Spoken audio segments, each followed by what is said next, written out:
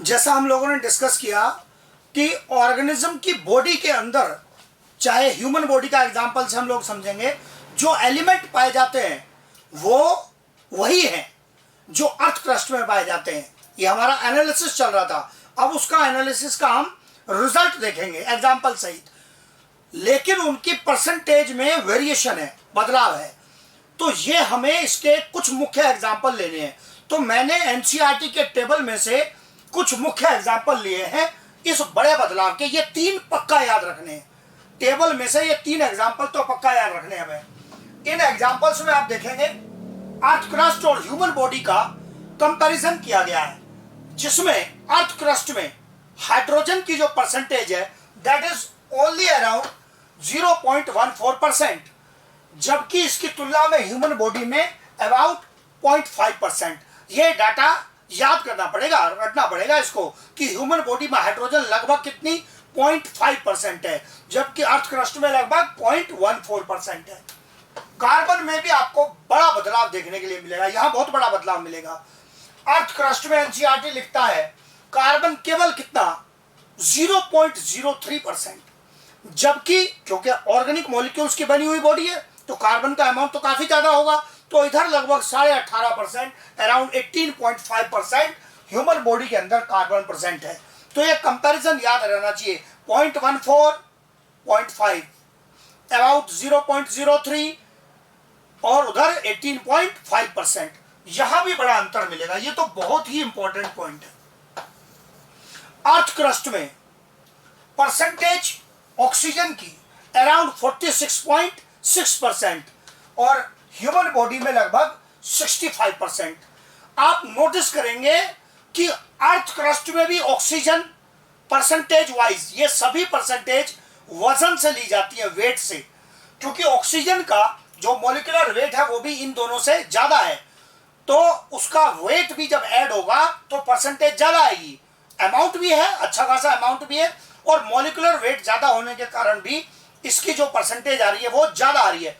Earth crust में भी सबसे ज्यादा परसेंटेज वेट किसका, ऑक्सीजन का, और ह्यूमन बॉडी में भी किसका सबसे ज्यादा, ऑक्सीजन का। तो ये अलग से क्वेश्चन बनता है कि कौन सा एलिमेंट है जो अर्थ क्रस्ट और ह्यूमन बॉडी में दोनों में ही सबसे अधिक परसेंटेज में, परसेंटेज बाय वेट, ये जितनी भी परसेंटेज लिखी है ये परसेंटेज बाय वेट लिखी है, वजन के आधार पर परसेंटेज लिखी गई है, काउंट करके नहीं है, परसेंटेज बाय नंबर नहीं है, परसेंटेज बाय वेट है। तो ये तीनों पक्का आपको याद होने चाहिए। हाइड्रोजन अर्थ क्रस्ट 0.14% और human body around 0.5%। Carbon earth crust around 0.03% और उधर हमने कहा 18.5% ह्यूमन बॉडी में। दोनों में ही ऑक्सीजन का अमाउंट सबसे ज्यादा है, इधर अराउंड 46.6% और उधर अराउंड 65% अमाउंट प्रेजेंट है। तो ये डाटा पक्का रटा हुआ होना चाहिए। ये हमने कहां से लिया है, एनसीईआरटी से ही कंटेंट लिया है, उसी के टेबल से लिया है। जैसे अगर हम एनसीईआरटी का टेबल कंपैरिजन करेंगे तो ये आ गया एनसीईआरटी का टेबल, ये ले लिया मैंने। ये एनसीईआरटी का टेबल है, बायोमोलिक्यूल्स के चैप्टर में आप लोग देखेंगे एनसीईआरटी ने पेज नंबर 143 पर ये कंटेंट आपको यहां पर दिया हुआ है।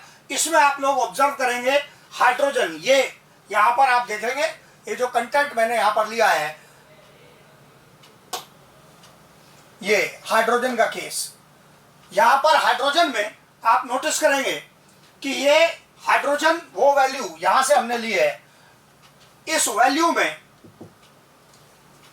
ये पॉइंट हमने यहां से लिया, कार्बन का पॉइंट लिया, ऑक्सीजन का पॉइंट लिया, पहले तीनों पॉइंट हमने लिए, इन्हीं को मैंने ज्यादा इंपॉर्टेंट माना। देखो मैटर क्या है, हमें एग्जाम के लिए क्वेश्चन तैयार करना है। बच्चा पूरे टेबल को नहीं कर पाता है और एग्जामिनर भी पूरा टेबल बना के नहीं पूछता है। ऐसे सवाल नहीं आता है ऑब्जेक्टिव में कि आपको कोई पूरे टेबल की जानकारी दे दो। मेन क्रिटिकल पार्ट होते हैं जिनको हमें याद करना होता है, वो पहले तीनों मेन क्रिटिकल पार्ट है, वो आपको मैंने बता दिए, तो उन पे ध्यान देना है, पहले तीनों क्रिटिकल पार्ट्स पर, हाइड्रोजन, कार्बन एंड ऑक्सीजन पर।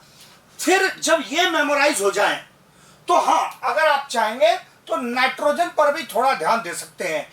नाइट्रोजन अर्थ क्रस्ट में वेरी लिटिल, परसेंटेज लिखने के लायक भी नहीं थी, इतना कम अमाउंट, और ह्यूमन बॉडी में अराउंड 3.3% बाय वेट ये कंटेंट।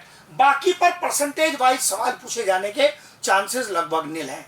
तो ये पहले 4 हिस्से हो गए इसका मतलब, जिनमें से यहां से आपको क्वेश्चन बनने की पॉसिबिलिटी है।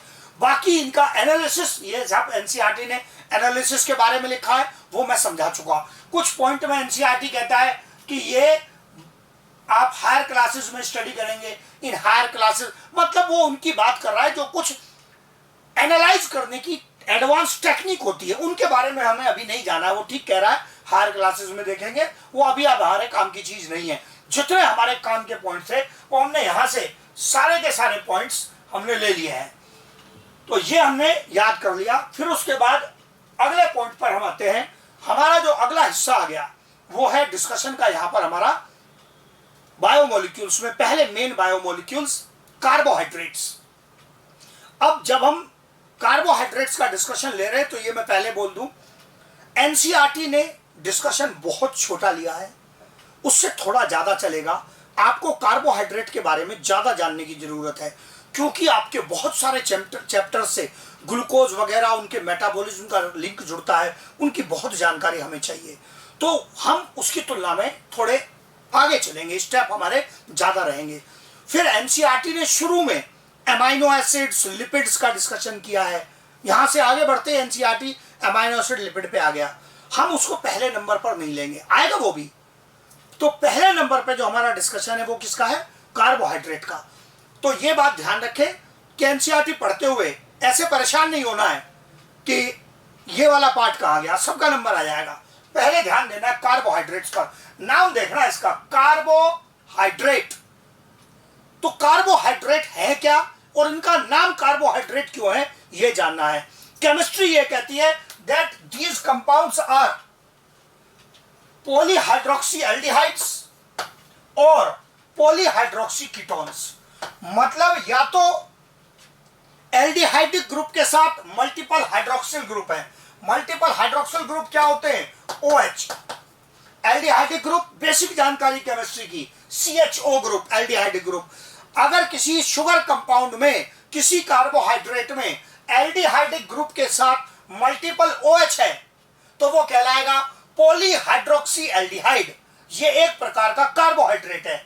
और अगर किसी कंपाउंड में कीटोनिक ग्रुप के साथ, जिसमें कार्बन के दोनों साइड पर एक एक बॉन्ड खाली छोड़ा है और कार्बन के साथ ये एक C डबल बॉन्ड O जो पोजीशन है, जो कीटो ग्रुप कहलाता है, दोनों तरफ पोजीशन खाली हो, चेन जा रही हो कार्बन की, और ये C डबल बॉन्ड O कहीं बीच में आ जाए, that is called keto group. CHO group chemistry के पॉइंट है, aldehydic group. C double bond O वाला जो ग्रुप है और दोनों तरफ कार्बन की चेन है, ये जो खाली बॉन्ड छोड़े हैं, वो क्या है? कीटो ग्रुप है।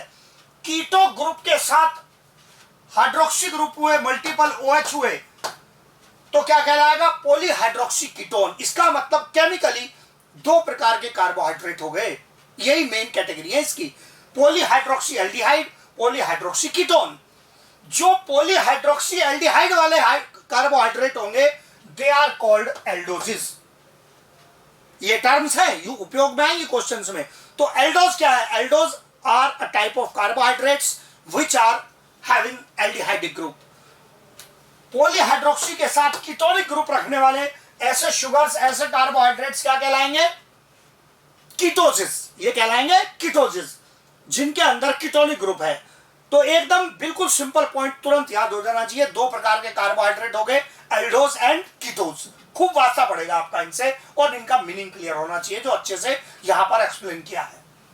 फिर उसके बाद जो मैंने कहा नाम क्यों रखा गया, कार्बोहाइड्रेट कैसे कह रहे हैं, तो एनसीईआरटी भी पॉइंट बताता है कि कार्बोहाइड्रेट्स में हाइड्रोजन और ऑक्सीजन जो प्रेजेंट है, उसका जो रेशो है वो वैसा ही है जैसा हाइड्रोजन ऑक्सीजन का रेशो वाटर में है। हाइड्रेट शब्द किसके लिए उपयोग होता है? वाटर के लिए यूज होता है। तो कार्बोहाइड्रेट, अब आप देखो, और साथ में क्या प्रेजेंट है? कार्बन, इसलिए पूरा नाम क्या हो गया? कार्बोहाइड्रेट। एग्जाम्पल लिया मैंने, बिल्कुल सिंपल साधारण एग्जाम्पल, ग्लूकोज का। ग्लूकोज के एग्जाम्पल में ये C6H12O6 हर बच्चा पहचानता है। अब इनका रेशो निकाल के देख लो, पहले जरा कार्बन को तो एक साइड कर लो, इनका रेशो निकाल के देखो। H12O6 तो ये डबल है ना, इससे रेशो निकालोगे तो क्या रेशो आएगा? 2:1। क्या हाइड्रेट में मतलब वाटर में भी यही रेशो नजर आ रहा है? 2:1।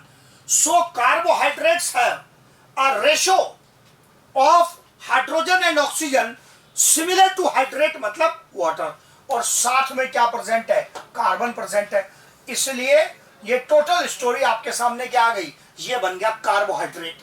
और ये इधर लिखा फिर केमिस्ट्री का पॉइंट यूज करते हुए इसका एम्पेरिकल फॉर्मूला जो आप बेसिकली यूज करते हैं। तो इसका जो स्मॉलेस्ट इंटीजर में आपने फॉर्मूला लिख दिया वो क्या कहलाते हैं आप? Empirical formula. CH2O यहां से देख लो, कार्बोहाइड्रेट, कार्बोहाइड्रेट। तो कार्बन के साथ H2O के रेशो वाला जो कंपाउंड है उनका नाम क्या रख दिया? कार्बोहाइड्रेट नाम रख दिया। ये पॉइंट बेसिक एकदम समझ में आना चाहिए, एकदम आसान है।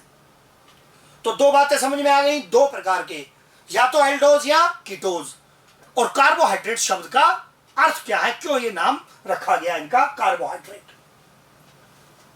फिर आता है पॉइंट टाइप्स ऑफ कार्बोहाइड्रेट्स का। उसमें सबसे जो पहली कैटेगरी है वो है मोनोसैकराइड्स की। मोनो सभी पहचानते हैं, मतलब एक, सिंगल। किसी एक को क्या बोलते हैं आप? सिंगल यूनिट को मोनो। सैकराइड शब्द का अर्थ होता है शुगर्स। सैकराइड्स मतलब शुगर्स। ये शुगर ऐसे हैं जो सिंगल शुगर यूनिट के बने हुए हैं, मतलब इनको हाइड्रोलाइसिस के द्वारा तोड़कर दो शुगर प्राप्त नहीं किए जा सकते। ये सबसे छोटे प्रकार के शुगर्स हैं। क्या कहला रहे हैं? मोनोसैकराइड। कैसे डेफिनेशन लिखी हुई है? These sugars can not be hydrolysed. In sugars को हाइड्रोलाइसिस मेथड के द्वारा तोड़कर उससे छोटी शुगर प्राप्त करना संभव नहीं है। Can not be hydrolysed to obtain new smaller sugar, और इससे छोटी शुगर प्राप्त करना संभव नहीं है। कौन से मेथड से संभव नहीं है? हाइड्रोलाइसिस। ये बहुत इंपॉर्टेंट पॉइंट है। हाइड्रोलाइसिस एक मेथड है बड़े कंपाउंड को तोड़कर छोटे हिस्सों में बांटने का। कैसा मेथड? इधर लिखा explanation. Hydrolysis break down in presence of water. Hydro मतलब वाटर, लाइसिस मतलब ब्रेक डाउन। हाइड्रो मतलब वाटर, लाइसिस मतलब ब्रेक डाउन। वाटर की प्रेजेंस में ब्रेक डाउन करना, यही प्रोसेस कहलाता है हाइड्रोलाइसिस। इस मेथड के द्वारा मोनोसैकराइड्स को स्मॉलर शुगर में बांटना संभव नहीं है। ये इंपॉर्टेंट, बढ़िया, एकदम तैयार हो गया पॉइंट। अब यहां धोखा देने का क्वेश्चन तैयार किया जाता है। क्या मोनोसैकराइड को किसी अन्य मेथड से, मतलब हाइड्रोलाइसिस को छोड़कर किसी अन्य मेथड से तोड़ना संभव है? यस, हाइड्रोलाइसिस से नहीं तोड़ सकते, लेकिन इसका मतलब ये थोड़ी है कि इसका कोई रिएक्शन ही नहीं होगा। इनका ऑक्सीडेशन पॉसिबल है, but these sugars can be oxidised. ये अंतर याद रखना बहुत ही महत्वपूर्ण है। यही धोखा देता है एग्जामिनर। बच्चा याद करके चला जाता है मोनोसैकराइड सबसे छोटा शुगर है, ये टूटेंगे नहीं, छोटा शुगर नहीं बनेगा, और इसको मजबूती से रट लेता है। एग्जामिनर शब्द बदल देता है। कौन से मेथड से नहीं टूटेंगे? हाइड्रोलाइसिस। कौन तोड़ सकता है? ऑक्सीडेशन। इनका ऑक्सीडेशन संभव है, दे कैन बी ऑक्सीडाइज्ड। जो आप पढ़ेंगे भी, हमने खाना खाया उसमें ग्लूकोज है, हमारी बॉडी ग्लूकोज का क्या करेगी? क्या उसको तोड़कर एनर्जी ले सकती है? यस। अरे तोड़ ही नहीं पाएगी अगर बॉडी ग्लूकोज को, तो एनर्जी कहां से लेगी? कहां से बॉडी एटीपी बनाएगी? इसका मतलब किसी तरीके से तो तोड़ा होगा, और क्या चल रहा है उसका? ऑक्सीडेशन चल रहा है बॉडी के अंदर। तो इसका मतलब इसको ऑक्सीडेशन के द्वारा तोड़ना संभव है, पॉसिबल है। हाइड्रोलाइसिस के द्वारा तोड़ना संभव नहीं है। ये एकदम सॉलिड पॉइंट तैयार होना चाहिए, कोई धोखा नहीं दे पाए बिल्कुल भी। फिर उसके बाद पॉइंट आता है डिस्कशन में इनकी प्रॉपर्टीज का। कुछ प्रॉपर्टी तो बहुत आसान है। पहली property, they are soluble in water. छोटे मॉलिक्यूल होते हैं, जैसे मैंने कहा एग्जांपल ग्लूकोज, पानी में घुल जाएगा, बिल्कुल घुल जाएगा। इवन आप देखते हैं जो मार्केट में ग्लूकोज सॉल्यूशंस होते हैं वो अवेलेबल होते हैं, पेशेंट को दिए जाते हैं, तो क्या उसमें ग्लूकोज घुला हुआ है? बिल्कुल घुला हुआ है। तो ये जो मोनोसैकराइड शुगर्स हैं, they are easily soluble in water, आराम से वाटर सोल्यूबल है। फिर मल्टीपल मोनोसैकेराइड यूनिट्स में associate with each other to form complex sugars like polysaccharides. Poly से मीनिंग पता चलना चाहिए। पॉली मतलब क्या? मल्टीपल, बहुत सारी छोटी यूनिट जोड़कर अगर आप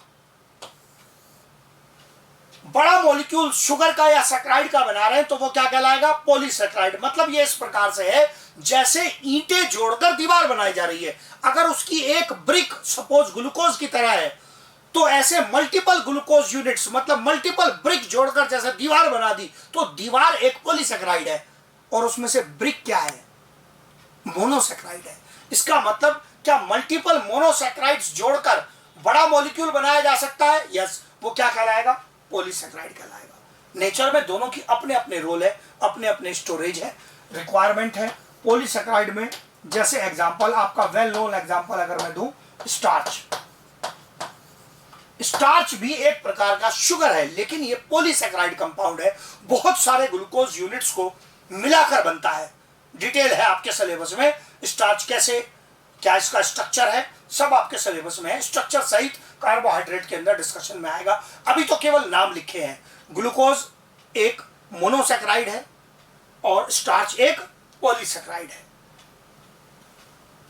फिर नेक्स्ट प्रॉपर्टी आती है यहां पर डिस्कशन में, ये जो सभी मोनोसैकराइड्स हैं आर रिड्यूसिंग शुगर्स। बहुत बढ़िया पॉइंट है ये, इस पर क्वेश्चन बनते हैं। सभी मोनोसैकराइड्स रिड्यूसिंग शुगर्स होते हैं। पहले तो इतना रट्टा सॉलिड होना चाहिए, सभी मोनोसैकराइड रिड्यूसिंग शुगर होते हैं। अब यहां फिर धोखा दिया जाता है। पहले तो इसको टेक्निकली पूरा जानना है, मीनिंग लिखा है पूरा। That is they reduce Benedict solution. Chemistry में यूज होने वाला, टेस्टिंग के लिए यूज होने वाला एक सॉल्यूशन होता है जो कहलाता है बेनेडिक्ट सॉल्यूशन। बेनेडिक्ट सॉल्यूशन जिसमें क्यूप्रिक से क्यूप्रस में रिडक्शन होता है। तो Cu2+ से किसमें आ गया? Cu+ में। इसका मतलब इसने इलेक्ट्रॉन प्राप्त किए, इसका रिडक्शन हुआ है। तो शुगर का रिडक्शन हुआ है या बेनेडिक्ट सॉल्यूशन का? बेनेडिक्ट सॉल्यूशन का। यही धोखा दिया जाता है जब किसी को कहा जाता है कि ये रिड्यूसिंग शुगर है, तो शुगर का रिडक्शन नहीं हो रहा, शुगर का तो ऑक्सीडेशन हो रहा है जी। रिडक्शन किसका हो रहा है?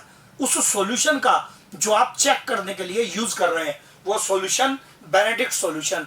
उसमें कॉपर प्रेजेंट था Cu2+ के रूप में और कॉपर आ गया ये यहां पर Cu1+ के रूप में। And in this process clear लिखा है एल्डिहाइडिक और ketonic group of sugar is oxidised. बिल्कुल क्लियर इंफॉर्मेशन दी है। पहले तो मैंने सामान्य बोल दिया जी कि शुगर का ऑक्सीडेशन हो रहा है और बेनेडिक्ट सॉल्यूशन का रिडक्शन हो रहा है। लेकिन एक लेवल आगे और बढ़ जाए, एग्जामिनर आपसे पूछे शुगर का कौन सा हिस्सा, जो आपने दो इंपॉर्टेंट फंक्शनल ग्रुप इसमें पढ़े थे, या तो शुगर एल्डिहाइडिक थी या कीटोनिक थी, तो उसका एल्डिहाइडिक या कीटोनिक ग्रुप जो होगा वो ऑक्सीडाइज होगा। तो इस प्रकार से उसके ऑक्सीडेशन से एसिडिक कंपाउंड वगैरह का फॉर्मेशन होगा और बेनेडिक्ट सॉल्यूशन का क्या हो जाएगा? रिडक्शन हो जाएगा। तो देखना जरा, पॉइंट को रिवाइज करना। क्या सभी मोनोसैकराइड रिड्यूसिंग शुगर है? यस। क्या इस रिएक्शन में शुगर का रिडक्शन होता है? नो। किसका रिडक्शन होता है? बेनेडिक्ट सॉल्यूशन का। और इसमें शुगर के एल्डिहाइडिक या कीटोनिक ग्रुप का ऑक्सीडेशन होता है। जैसे अगर कोई डॉक्टर के पास जाता है ये चेक कराने कि उसको कोई यूरिन में शुगर की प्रॉब्लम तो नहीं है, ऐसा तो नहीं है कि कहीं बॉडी में इतनी एक्सेस शुगर हो गई है कि यूरिन में रिलीज हो रही है या कोई किडनी डैमेज है, तो इस केस में डॉक्टर्स यूरिन में शुगर की टेस्टिंग यूज करते हैं। तो वो क्या करते हैं, वो यूरिन का सैंपल लिया और अगर उसमें ग्लूकोज जैसी शुगर, रिड्यूसिंग शुगर बॉडी से आ गई है तो क्या होगा? वो बेनेडिक्ट सॉल्यूशन के साथ रिएक्शन करेगी, वरना तो रिएक्शन नहीं करेगी। नॉर्मली यूरिन में शुगर नहीं होती है, but if there is some problem in body, in kidney, some sugar is released into urine। अगर यूरिन में कोई शुगर जा रही है तो क्या करेंगे? यूरिन सैंपल को बेनेडिक्ट सॉल्यूशन के साथ रिएक्ट करेंगे। यूरिन में अगर शुगर प्रेजेंट है तो अगर इसको बेनेडिक्ट्स सॉल्यूशन के साथ रिएक्ट किया जाएगा, तो ये बेनेडिक्ट सॉल्यूशन का ओरिजिनल कलर था ब्लू इधर क्यूप्रिक में, और इस रिएक्शन के बाद अगर शुगर प्रेजेंट है तो जो कलर है वो चेंज होकर येलो और रेड कलर आ जाएगा। कलर चेंज होकर पता लग जाएगा कि यूरिन में शुगर है या नहीं है, और अगर नहीं होगा तो ब्लू था ब्लू ही रहेगा, क्योंकि कोई केमिकल रिएक्शन तो हुआ नहीं, शुगर तो मिला नहीं उसमें। तो इसका मतलब ये एक रिएक्शन यूज किया जाता है शुगर की टेस्टिंग के लिए। तो ये एक इंपॉर्टेंट प्रॉपर्टी है, इसलिए मैंने कहा इस पर क्वेश्चन बनते हैं। सारे पॉइंट इसके आपको बता दिए, क्वेश्चन सोल्व होना चाहिए, मिस्टेक नहीं आनी चाहिए। इस प्रकार का रिजल्ट यहां पर आपको देखने के लिए मिलता है बेनेडिक्ट सॉल्यूशन के साथ। फिर इसके बाद अगला पॉइंट आता है, अगली प्रॉपर्टी आती है, monosaccharides are optically active compounds. इसमें थोड़ी और केमिस्ट्री है। ऑप्टिकली एक्टिव कंपाउंड्स होते हैं, इसका मीनिंग जानना है पहले, खासकर जो बच्चा पहली बार पढ़ रहा है, 11th का बिल्कुल बच्चा है जिसने पहले केमिस्ट्री का भी उतना डिटेल नहीं पढ़ा, उसके लिए ये इंपॉर्टेंट हिस्सा है, उसको समझना पड़ेगा। That is the rotate plane polarised light. Plane polarised light को वो राइट हैंडेड या लेफ्ट हैंडेड डायरेक्शन में रोटेट कर देंगे। हाँ, मैं करके दिखाऊंगा, पहले मीनिंग देखना है, यहाँ लिखा हुआ क्या है, थ्योरी पहचाननी है। प्लेन पोलराइज्ड लाइट एक प्रकार की लाइट है, उसको यदि राइट हैंडेड डायरेक्शन में रोटेट किया तो वो शुगर जो ऐसा करेगी, ये ऑप्टिकल रोटेशन करेगी। ऑप्टिकल मतलब लाइट का रोटेशन, जो लाइट को रोटेट कर रहा है वही क्या कहला रहा है, ऑप्टिकली एक्टिव कहला रहा है। किसी कंपाउंड को ऑप्टिकली एक्टिव कहने का अर्थ है कि उसमें प्लेन पोलराइज्ड लाइट को रोटेट करने की एबिलिटी है। अगर राइट हैंड साइड पर रोटेट कर दिया तो ये कहलाता है डेक्स्ट्रो रोटेटरी, एकदम पक्का टर्म याद करना है। और लेफ्ट हैंडेड साइड में रोटेट कर दिया तो क्या कहलाता है, लीवो रोटेटरी। टर्म गायब नहीं होनी चाहिए बिल्कुल भी। राइट हैंडेड साइड में रोटेट किया डेक्स्ट्रो, लेफ्ट हैंडेड में किया लीवो। अब मैंने कहा मैं करके दिखाता हूं, इधर ध्यान से देखेंगे। ये नॉर्मल लाइट है, जिसको फिजिक्स में, हाँ जी, इधर फिजिक्स केमिस्ट्री सब चल रही है, महान चैप्टर है, इसमें सबकी जरूरत पड़ती है। ये नॉर्मल लाइट है जिसके वाइब्रेशन का आप देख रहे हैं साइड मल्टीपल साइड्स में बनाई गई है। निकोल प्रिज्म से यदि इस नॉर्मल लाइट को पास किया जाए तो इसका जो वाइब्रेशन है वो एक प्लेन में आ जाता है, इसी प्लेन में। ये कहलाती है plane polarised light, single plane में आ गया plane polarised light. Nicol prism से पार होने के बाद हमें ये प्लेन पोलराइज्ड लाइट मिली। अगर इस लाइट के सामने ग्लूकोज के सॉल्यूशन की ट्यूब रख दी जाए और लाइट को ग्लूकोज के सॉल्यूशन की ट्यूब में से पार होने दिया जाए तो ये लाइट जो पहले यूं इस प्लेन में वाइब्रेट कर रही थी, इसका जो वाइब्रेशन का प्लेन है, आप देख रहे हैं मैंने एरो से बनाया है, ये प्लेन यहां से ऐसे होने के बजाय रोटेट होकर थोड़ा राइट साइड में चला गया, ऐसे। ये देख रहे हैं आप, एरो के डायरेक्शन ऐसे हो गए। ये डॉट डॉट लगाए स्टैंडर्ड इसकी पोजीशन के लिए, ये स्ट्रेट ओरिजिनल पोजीशन थी, और ये यहां से किधर रोटेट हो गया, राइट साइड में। किधर रोटेट हो गया, राइट साइड में। इसका मतलब ग्लूकोज ने किधर रोटेट किया, राइट साइड में। तो ग्लूकोज कैसी शुगर है, डेक्स्ट्रो रोटेटरी। इसका रिजल्ट आ गया,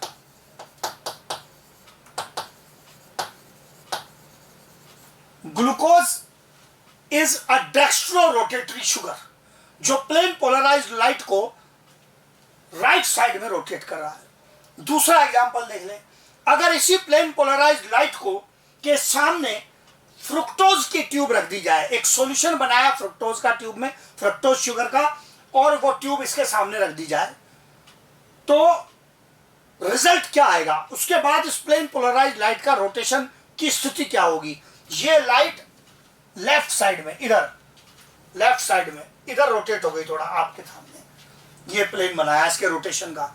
तो इसका मतलब जिसने लेफ्ट साइड में रोटेट कर दिया वो फ्रक्टोज शुगर का रिजल्ट आ गया, ये है लेवो रोटेटरी।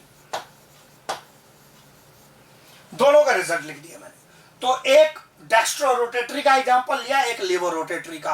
अब आप थ्योरी दोबारा देख लेंगे, ये आपको करके दिखाया है क्या मीनिंग है फिर कोरिलेट करेंगे, क्योंकि थ्योरी पहली बार में नहीं आती है। क्या कहती है theory? Monosaccharides are optically active, जो भी रोटेट करे वही कहलाता है। लाइट को, प्लेन पोलराइज लाइट को रोटेट करे optically active, that is the rotate plane polarise light in right handed direction और लेफ्ट हैंडेड। राइट हैंडेड में रोटेट किया था ग्लूकोज ने, तो क्या कहलाया था? Dextro rotatory. लेफ्ट हैंडेड में रोटेट किया था किसने? फ्रक्टोज ने, क्या कहलाया था? लेवो रोटेटरी। ये देख लो आपके सामने, फिर से ध्यान से ऑब्जर्व कर लो। Normal light pass through Nicol prism, plane polarised light, PPL जिसको लिखा है प्लेन पोलराइज्ड लाइट। फिर अब मैंने दो हिस्सों में बांट के रखा है, एक साथ दोनों पे नहीं हो पाएगा, आपको एक एक ट्यूब करके चेक करना पड़ेगा। ऐसे थोड़ी है लाइट आपकी इच्छा से कभी इधर चली जाएगी कभी इधर चली जाएगी, लाइट तो अपने सीधे पाथ में रहेगी ना। लेकिन हमने दोनों को एक साथ कंपेयर करना था, तो एक बारी में आप ग्लूकोज की ट्यूब से चेक करेंगे और एक बारी में फ्रक्टोज, दोनों एक साथ नहीं है, एक एक बारी में चेक करेंगे। ग्लूकोज से रिजल्ट आएगा राइट हैंडेड रोटेशन का, so you call this sugar dextro rotatory. Fructose से रिजल्ट आएगा लेफ्ट हैंडेड रोटेशन का, so you call fructose as levo rotatory sugar. खूब ध्यान से इसको पहचान लेना है, अच्छी क्वालिटी के क्वेश्चन आपको यहां से बनते हुए दिखाई देंगे। जैसा हमने ऑप्टिकल एक्टिविटी की प्रॉपर्टी से डिस्कस किया, तो हमारा क्या ऑब्जर्वेशन आया कि ग्लूकोज जो है वो एक डेक्स्ट्रो रोटेटरी शुगर है। जब आप किसी शुगर को डेक्स्ट्रो रोटेटरी कहते हैं तो उसके लिए सिंबल यूज होता है डेक्स्ट्रो रोटेटरी बताने के लिए स्मॉल डी। अगर कोई लिखता है ग्लूकोज के लिए स्मॉल डी ग्लूकोज, तो इसका मतलब वो बताना चाह रहा है कि ग्लूकोज कैसी शुगर है? Dextro rotatory. और इसी आधार पर ग्लूकोज को कॉमनली डेक्स्ट्रोज भी कहा जाता है, it is also referred as dextrose. इसी प्रकार से फ्रक्टोज क्या था? लेवो रोटेटरी, उसके लिए सिंबल यूज होता है लीवो रोटेटरी शुगर्स के लिए स्मॉल एल। कोई भी लेवो रोटेटरी शुगर हो स्मॉल एल, और अपने लेवो रोटेशन के कारण ही फ्रक्टोज का, सब लेवो रोटेटरी का नहीं, फ्रक्टोज का एक और नाम है दैट इज लेवोलोज। तो डेक्स्ट्रोज टर्म तो डेक्स्ट्रो रोटेटरी से आया है, पर हर डेक्स्ट्रो रोटेटरी शुगर डेक्स्ट्रोज नहीं कहलाता। कौन कहलाता है? ग्लूकोज। हाँ, स्मॉल डी सिंबल सब डेक्स्ट्रो रोटेटरी के लिए है, सभी लेवो रोटेटरी के लिए सिंबल स्मॉल एल, उनके नाम से पहले लिख सकते हैं हम। और फ्रक्टोज को अपने लेवो रोटेटरी के कारण ही एक और नाम दिया गया, क्या? लिविलोज। तो ये दोनों याद करने के टर्म। फिर यहां एक इंपॉर्टेंट एक्सेप्शन आ गया, बहुत इंपॉर्टेंट। हमने कहा था कि मोनोसैकेराइड ऑप्टिकल रोटेशन की प्रॉपर्टी दिखा रहे हैं, एक एक्सेप्शन है, बिल्कुल ये एक ही है, ये याद करना है। ये एक ऐसा शुगर है जो 3 कार्बन का शुगर है, मैंने मेंशन किया है, डाइहाइड्रोक्सी एसीटोन। ये शुगर ऑप्टिकल एक्टिविटी नहीं शो करता है, नो ऑप्टिकल एक्टिविटी, मतलब ये प्लेन पोलराइज्ड लाइट को रोटेट करने की एबिलिटी नहीं रखता है। हाँ, इसके केमिकल कारण है जो आप केमिस्ट्री में पढ़ेंगे, उसमें आप पता करते हैं कि इसमें कोई भी कायरल कार्बन सेंटर नहीं होता, जिस कारण से इसमें ऑप्टिकल रोटेशन की एक्टिविटी नहीं है। लेकिन अपने बायोलॉजी के चैप्टर में अपने कायरल कार्बन का कोई डिटेल नहीं है, इसलिए मैं उस साइड पर नहीं जा रहा हूं, नहीं तो वो और ज्यादा केमिस्ट्री हो जाएगी। ये ऑलरेडी इतनी पर्याप्त है हमारी जानकारी के लिए। तो इसका मतलब ग्लूकोज की जानकारी आ गई, फ्रक्टोज की जानकारी आ गई, और एक्सेप्शन आ गया, very important exception, dihydroxy acetone, जो कि एक 3 कार्बन का शुगर कंपाउंड है, उसमें ऑप्टिकल एक्टिविटी नहीं है, वो कोई डेक्स्ट्रो लेवो रोटेशन शो करने की एबिलिटी नहीं रखता। ये पूरी ऑप्टिकल एक्टिविटी की प्रॉपर्टी आ गई हमारी। अब यहां पर हमने मोनोसैकेराइड के और डिटेल में गए। मोनोसैकेराइड्स की कैटेगरीज किस आधार पर डिवाइड की है, उनमें कितने कार्बन है, नंबर ऑफ कार्बन के आधार पर, नंबर ऑफ कार्बन, सी लिखूंगा मतलब क्या? कार्बन, नंबर ऑफ कार्बन के आधार पर डिवाइड की गई है। सबसे जो पहली कैटेगरी है वो है ट्रायोसिस। ट्रायोसिस नाम से पता चलेगा, एकदम आसान है। ट्रायो वर्ड यूज हो रहा है किसके लिए? 3 के लिए। दीज आर 3 कार्बन शुगर्स, ये 3 कार्बन की शुगर्स है, ट्रायोसिस कहलाती है। तो यहां पर क्वेश्चन क्या बनता है, आपसे पूछेगा कि नेचर में जो सबसे सिंपलेस्ट शुगर पाई जाती है वो कितने कार्बन की है। ट्रायो लिख के दे दिया तो आप 3 कार्बन खुद ही कर लोगे। कितने कार्बन की आपको कहेगा, 1 कार्बन, 2 कार्बन, 3 कार्बन, तो बच्चे के दिमाग में आता है कि यार सबसे सिंपलेस्ट क्या करूं, 1 कार्बन की बना देता हूं। नहीं, 1 कार्बन 2 कार्बन का कोई शुगर कंपाउंड नहीं पाया जाता है। कार्बन मिनिमम 3 है। सबसे सिंपलेस्ट शुगर्स में भी कितने कार्बन लिखे हैं, 3। So simplest sugars are 3 carbon compound. ये सबसे सिंपलेस्ट शुगर है नेचर में। इनसे और कोई ज्यादा सिंपल, इनसे छोटे मॉलिक्यूल की और कोई शुगर नहीं पाई जाती है। इनके 2 एग्जांपल लिए मैंने, ग्लिसरॉल्डिहाइड एंड डाइहाइड्रोक्सी एसीटोन। अभी नाम आया था ना इसका एक्सेप्शन में, वही है, 3 कार्बन बताया था। तो ग्लिसरॉल्डिहाइड एंड डाइहाइड्रोक्सी एसीटोन। अब देखना ब्रैकेट में और क्या लिखा है मैंने, एल्डोज, कीटोज। अभी समझाया था ना, अरे नाम में ही एल्डिहाइड आ रहा है, तो एल्डिहाइडिक ग्रुप रखने वाले शुगर कौन से, एल्डोज। एसीटोन जिसके नाम में ये ओन आएगा ना, वो कीटोनिक कंपाउंड वाले होते हैं, केमिस्ट्री बताती है ये। तो नाम में ओन आ रहा है तो क्या है, ये कीटोन है, कीटोनिक कंपाउंड है, तो ये कीटोस शुगर कहलाएंगे। So this example glyceraldehyde belongs to aldose sugar and dihydroxy acetone. दोनों 3 कार्बन है, ये भी 3 कार्बन है, ये भी 3 कार्बन है, पर दोनों का केमिकल नेचर में अंतर है। ये एल्डिहाइडिक ग्रुप वाला 3 कार्बन है और ये कीटोनिक ग्रुप वाला 3 कार्बन है। तो ये नाम याद हो गए। फिर इसके साथ कुछ और एडवांस पॉइंट जोड़ा। ये इस चैप्टर में डायरेक्ट काम नहीं आता, पर अपने 11th के सिलेबस में ही दूसरी जगह जाकर रेस्पिरेशन फोटोसिंथेसिस के चैप्टर में ये शुगर काम आते हैं। ग्लिसरॉल्डिहाइड में यदि फॉस्फेट जोड़ दें तो कंपाउंड बनता है फॉस्फोग्लिसरॉल्डिहाइड। फॉस्फेट जोड़ दिया, देखो ऊपर क्या लिखा है मैंने, फॉस्फोराइलेटेड। फॉस्फोराइलेटेड कहने का अर्थ होता है जिसमें फॉस्फेट जोड़ा गया हो। तो ग्लिसरॉल्डिहाइड में फॉस्फेट जोड़ दिया तो कंपाउंड क्या बन गया, phosphoglyceraldehyde, that we call PGL, phosphoglyceraldehyde, PGL. इसी प्रकार से इसमें फॉस्फेट जोड़ दिया तो कंपाउंड बन गया डाइहाइड्रोक्सी एसीटोन फॉस्फेट, डीएचएपी। तो 2 नए कंपाउंड तैयार हो गए फॉस्फेट जोड़ने पर, पीजीएल डीएचएपी, पीजीएल डीएचएपी। इनको मैं बायोलॉजी में कहता हूं पागल और धप, पागल धप, पागल धप। क्यों ऐसे रटवा रहा हूं, इनके बिना बायोलॉजी चल ही नहीं सकती। इतने इंपॉर्टेंट कंपाउंड है पागल और धप, इनके बिना नहीं चलेगी ये बिल्कुल भी। पूरा फोटोसिंथेसिस, रेस्पिरेशन सब रुक जाएगा, कुछ नहीं चल सकता। तो ये दोनों कंपाउंड इसीलिए फॉस्फेट जोड़कर लिखे हैं। जब आप रेस्पिरेशन पढ़ेंगे उसमें भी दोनों कंपाउंड आएंगे, फोटोसिंथेसिस पढ़ेंगे वहां भी दोनों कंपाउंड का रोल आता है। इट मीन्स ये दोनों बहुत इंपॉर्टेंट कंपाउंड है। मतलब इन 3 कार्बन शुगर्स की फॉस्फोराइलेटेड फॉर्म बायोलॉजिकल सिस्टम में काफी महत्वपूर्ण रोल रखती है। यही महत्व है इस एग्जाम्पल का ट्रायोज में। तो ट्रायोज कितने कार्बन, 3 कार्बन के शुगर्स है। उनमें एग्जाम्पल एल्डोज, कीटोज के फॉस्फोग्लिसरॉल्डिहाइड एंड डाइहाइड्रोक्सी एसीटोन फॉस्फेट, जो इसकी फॉस्फोराइलेटेड फॉर्म है। एकदम आसान याद करना, पागल धप। फिर उसके बाद टेट्रोजिस। टेट्रो वर्ड किसके लिए आता है, 4। एकदम आसान, बहुत छोटा कर दिया। अब 4 कार्बन शुगर, 4C मतलब 4 कार्बन शुगर्स, और एक एग्जाम्पल दिया केवल, एराथ्रोस। ये याद करना है, बस इतना ही काफी है। उधर ज्यादा दिए थे, उनके फॉस्फोराइलेटेड भी समझाए थे। जहां एग्जाम की जैसी आवश्यकता है, 4 कार्बन पर इससे अलग और कोई महत्वपूर्ण पॉइंट नहीं बनता है, कम लिखा है। 5 कार्बन में फिर ज्यादा सवाल बनते हैं। जो बायोलॉजिकल सिस्टम में ज्यादा महत्व रख रहा है, सवाल भी उसके ज्यादा है। 3 कार्बन का महत्व था, उसका रोल आ गया। 5 कार्बन पर फिर सवाल आएंगे।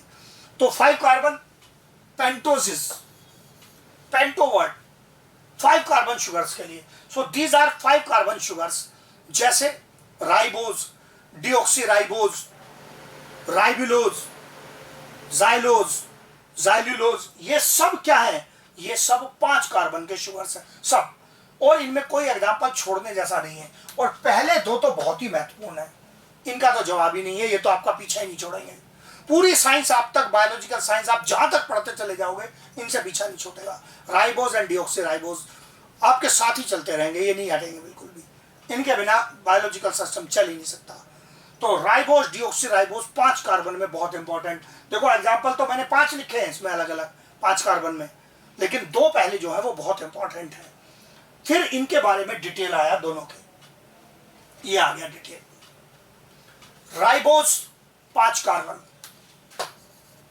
डिऑक्सीराइबोज भी 5 कार्बन, लेकिन दोनों में अंतर है। फॉर्मूला देखना, C5H10O5, C5H10O4, इधर C5H10O4, तो इधर O कितने 5, इधर O कितने 4, मतलब इसमें एक ऑक्सीजन कम है, इसीलिए इसका नाम है डीऑक्सी। तो राइबोज में से यदि एक ऑक्सीजन निकाल दी जाए, एक ऑक्सीजन कम हो, तो उसी का नाम क्या हो गया, डीऑक्सीराइबोज। तो ribose C5H10O5, deoxyribose C5H10O4। Structure बनाए इनके, 5 मेंबर्ड रिंग स्ट्रक्चर होता है। इस 5 मेंबर्ड रिंग में ये इस पोजीशन पर ऊपर ऑक्सीजन है, दोनों में ऐसे ही है। फिर जहां कुछ नहीं लिखा होता, ये केमिस्ट्री की बेसिक नॉलेज, ये पोजीशन कार्बन की है, ये पोजीशन कार्बन की है, ये जो व्हाइट डॉट लगा रहा हूं, 4 कार्बन नंबर डाल रखे हैं, 1 2 3 4, और 5वां कार्बन रिंग के बाहर है, नंबर डाला हुआ है, 5वां कार्बन रिंग के बाहर है। इधर भी ऐसे ही, ये फर्स्ट पोजीशन वाला कार्बन, सेकंड पोजीशन वाला कार्बन, थर्ड पोजीशन वाला कार्बन, फोर्थ पोजीशन वाला कार्बन, और 5वां कार्बन रिंग के बाहर। 5 मेंबर की रिंग है जिसमें 4 मेंबर कार्बन है और 1 मेंबर ऑक्सीजन है। 5 मेंबर की रिंग है जिसमें 4 मेंबर 1 2 3 4 कार्बन है और 1 मेंबर ऑक्सीजन है, और 5वां कार्बन रिंग के बाहर है। स्ट्रक्चर भी याद करने इनके अच्छे से, बहुत बढ़िया से याद करने, इनकी बहुत जरूरत पड़ेगी। अब क्रिटिकल पॉइंट पहचानना, हमने कहा था एक ऑक्सीजन कम है, एक ऑक्सीजन कम है, तो आपसे अगले लेवल पर पूछेगा कहां पर कम है, आंसर बनता है सेकंड कार्बन। ये अंतर पहचानना, ये देखना, इधर सेकंड कार्बन पर HOH का ग्रुप जुड़ा हुआ है, इधर तो H है ही, लेकिन इधर OH के बजाय क्या है, इधर भी H है। इट मींस सेकंड वाले कार्बन पर जो OH था राइबोज में, उसकी जगह डीऑक्सीराइबोज में सेकंड वाले कार्बन पर OH की जगह भी क्या है, H है। तो इसलिए यहां राइट साइड में बिल्कुल लिखा है मैंने, 1O, एक ऑक्सीजन कम है। कहां कम है, डेफिशिएंट एट सेकंड कार्बन, एक ऑक्सीजन कम है, कहां पर, सेकंड कार्बन पर डेफिशिएंट है, एक ऑक्सीजन की कमी है सेकंड कार्बन पर। अब इसका इतना बड़ा महत्व है, इतना दबाव दिया जा रहा है, बिल्कुल इतना बड़ा महत्व है। राइबोज में C5H10O5 में इस एक ऑक्सीजन ज्यादा होने से इसकी रिएक्टिविटी ज्यादा है, और जिसकी रिएक्टिविटी ज्यादा उसकी स्टेबिलिटी कम। किसी से जल्दी रिएक्ट करेगा मतलब अपने आप को मेंटेन ही नहीं कर पाएगा, इसका मतलब उसकी स्टेबिलिटी जो है वो कम है। डीऑक्सीराइबोज में रिएक्टिविटी कम है, लेस रिएक्टिव है, एक ऑक्सीजन कम हो जाने से इसकी रिएक्टिविटी कम हो गई, जिसके कारण इसकी स्टेबिलिटी ज्यादा है। यह पॉइंट बहुत महत्वपूर्ण है, बार बार सैकड़ों बार आपसे पूछा जाएगा, डीएनए ज्यादा स्टेबल क्यों है आरएनए से। हमारी बॉडी में डीएनए जेनेटिक मटेरियल होता है, जबकि कुछ वायरसेस वगैरह में तो आप देखते हैं ना, आरएनए भी जेनेटिक मटेरियल हो सकता है।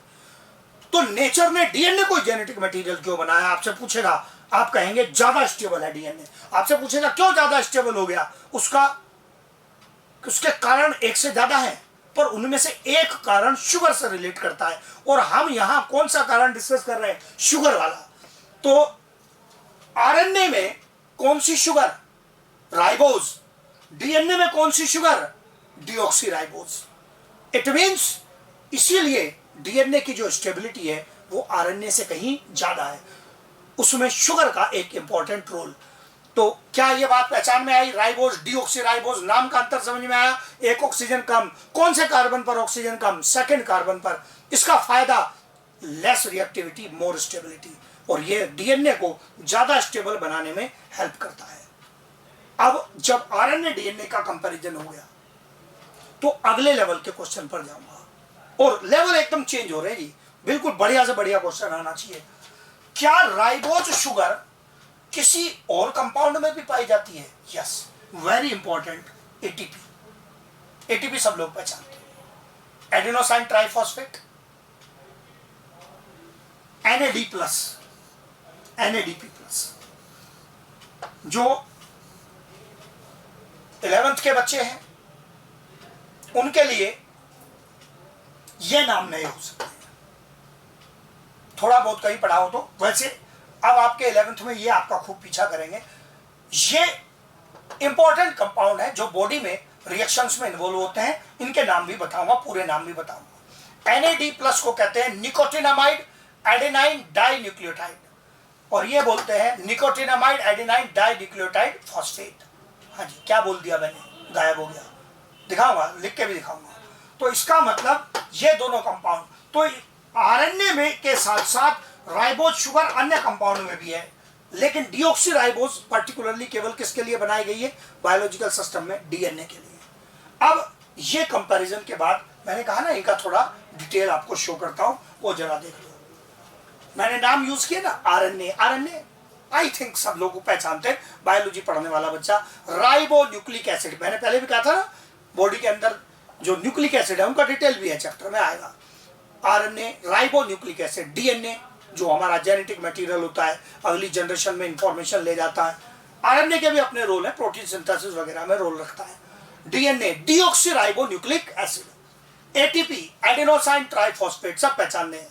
एडेनोसाइन ट्राइफॉस्फेट बायोलॉजिकल सिस्टम की एनर्जी करेंसी है। मतलब अगर मैं दौड़ रहा हूं और मेरी मसल को एनर्जी चाहिए तो क्या वो मसल डायरेक्टली ग्लूकोज यूज कर लेगी ना, ATP यूज होंगे। मसल डायरेक्टली ग्लूकोज यूज नहीं करेगी। तो अगर मैं कोई काम कर रहा हूं, मैं बोल रहा हूं, दौड़ रहा हूं, बॉडी में जो सिस्टम है वो ग्लूकोज को तोड़ के उसके क्या बनाता है, ATP। इसलिए कहते हैं बॉडी में वर्क करने के लिए जो करेंसी चाहिए एनर्जी की, वो क्या है, ATP है। इनका नाम आया था दोनों का, NAD+ का निकोटिनामाइड एडेनाइन डाई न्यूक्लियोटाइड। हाँ, ये नाम इंपॉर्टेंट है, याद करने हैं, रटा लगाना इनका। Nicotinamide adenine di nucleotide. Nicotinamide पर नेट पॉजिटिव चार्ज होता है, जिसके कारण ये मॉलिक्यूल पर पॉजिटिव चार्ज नजर आ रहा है। NADP+, इसमें एक अंतर है, बस इसमें एक फॉस्फेट ग्रुप जुड़ गया, बाकी वैसा ही है। Nicotinamide adenine di nucleotide phosphate. दोनों का ही पॉजिटिव चार्ज आपको एकदम समझाएगा। ये दोनों के दोनों बायोलॉजिकल सिस्टम में इलेक्ट्रॉन एक्सेप्टर या हाइड्रोजन एक्सेप्टर का काम करते हैं।